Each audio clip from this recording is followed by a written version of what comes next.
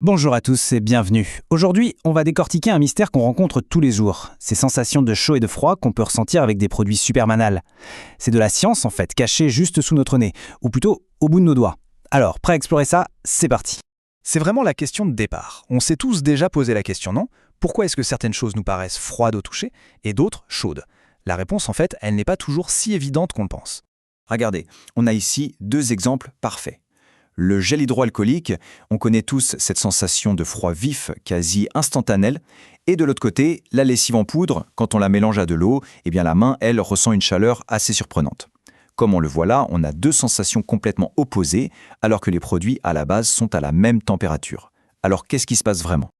Ok, alors on va creuser un peu ce mystère. L'idée, c'est de comprendre ce transfert d'énergie complètement invisible qui se passe dans des situations pourtant toutes simples. En fait, la clé de toute cette histoire, elle tient en une seule phrase. La sensation de chaud ou de froid, ça ne dépend pas vraiment de la température de l'objet lui-même, mais plutôt de la direction dans laquelle la chaleur se déplace. Est-ce qu'elle part de notre main ou est-ce qu'elle y entre ? C'est tout. Pour piger cette histoire de direction, il faut qu'on parle de deux concepts clés en chimie et en physique. Mais pas de panique, c'est super intuitif. On commence avec ce qu'on appelle les processus endothermiques. Alors, premier concept, endothermique. Pour faire simple, on peut voir ça comme un voleur de chaleur. Prenez le gel hydroalcoolique. Pour s'évaporer, il a besoin d'énergie. Et où est-ce qu'il va la chercher ? Eh bien, il la pique sur notre main. Résultat, la main se refroidit. Ce qu'il faut retenir, c'est que le processus absorbe de la chaleur. Et maintenant, son contraire, exothermique. Lui, c'est un donneur de chaleur. Quand la lessive en poudre se dissout dans l'eau, elle libère de l'énergie. Et cette énergie, c'est de la chaleur. La chaleur est transférée à la main, et c'est ça qui donne cette sensation de tiédeur. Et le truc, c'est que ces processus, on les trouve absolument partout. Par exemple, dans les changements d'état de la matière. Pensez-y une seconde. Faire fondre un glaçon. C'est endothermique. Le glaçon a besoin d'absorber de la chaleur pour devenir liquide. Et à l'inverse, faire geler de l'eau, c'est exothermique.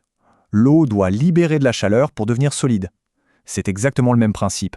Ok, mais attention, ces transferts de chaleur, ça ne se limite pas aux changements d'état comme la glace qui fond.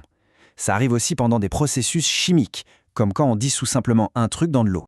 Regardez cette expérience, c'est une super illustration. Dans les deux cas, on parle avec de l'eau à 25 degrés. À gauche, on ajoute de l'hydroxyde de sodium et hop, le thermomètre grimpe à 35 degrés. Ça, c'est un processus exothermique. À droite, on met du nitrate d'ammonium et là, c'est l'inverse. La température plonge à 19 degrés. L'exemple parfait d'un processus endothermique. Et comme on peut le voir ici, ce ne sont pas juste des exceptions.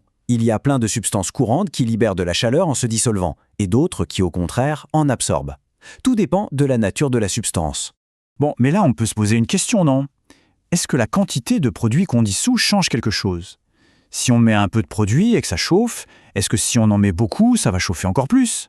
La logique dirait que oui, mais vérifions avec les données. Et les chiffres y sont hyper clairs. Regardez bien, si on double la quantité de sel de 1 à 2 grammes, l'augmentation de la température, elle double aussi, passant de 4,5 à 9 degrés. On double encore à 4 grammes et la chaleur dégagée double à nouveau. On atteint 18 degrés. C'est pas juste une tendance, c'est parfaitement proportionnel. Et si on met ça sur un graphique, c'est encore plus flagrant. On obtient une ligne droite parfaite. La conclusion est donc simple. La quantité d'énergie thermique libérée est directement proportionnelle à la masse de la substance qu'on dissout. Plus on en met, plus ça chauffe. C'est aussi simple que ça.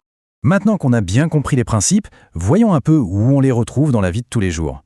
Et on va commencer avec un appareil qu'on a tous à la maison, le frigo. Son fonctionnement est une application absolument géniale de ces cycles thermiques. Le cycle est vraiment malin. À l'intérieur du frigo, on a un liquide qui s'évapore. C'est un processus endothermique, donc ça vole la chaleur de la nourriture pour la refroidir. Ensuite, un compresseur vient augmenter la pression et la température de ce gaz. Et enfin, à l'extérieur, derrière l'appareil, ce gaz très chaud redevient liquide. Il se condense. Et en faisant ça, il libère toute sa chaleur dans la pièce. Ça, c'est le processus exothermique. Et la boucle est bouclée, le cycle recommence, déplaçant sans arrêt la chaleur de l'intérieur vers l'extérieur. Allez, on passe à une autre application encore plus directe. On la trouve dans n'importe quelle trousse de premier secours. Les compresses instantanées, c'est l'exemple parfait de la dissolution endothermique et exothermique en action. C'est super intéressant de les comparer. La compresse froide, elle utilise du nitrate d'ammonium. C'est exactement la même substance que dans notre expérience, celle qui refroidissait l'eau. C'est un processus endothermique qui va donc absorber la chaleur de la blessure. La compresse chaude, de son côté, utilise un sel, comme le sulfate de magnésium. Quand il se dissout, il libère de la chaleur, c'est donc un processus exothermique. On a deux effets totalement opposés, mais qui reposent sur un seul et même principe scientifique. Et voilà, le secret est révélé. En fait, le monde qui nous entoure est rempli de ces petits échanges de chaleur invisibles. De la buée qui se forme sur une vitre à la sensation de froid quand on sort de l'eau. Maintenant qu'on a la clé pour les comprendre, où allez-vous repérer ces phénomènes à votre tour ? La science, elle est vraiment partout. Merci d'avoir suivi cette petite analyse avec nous.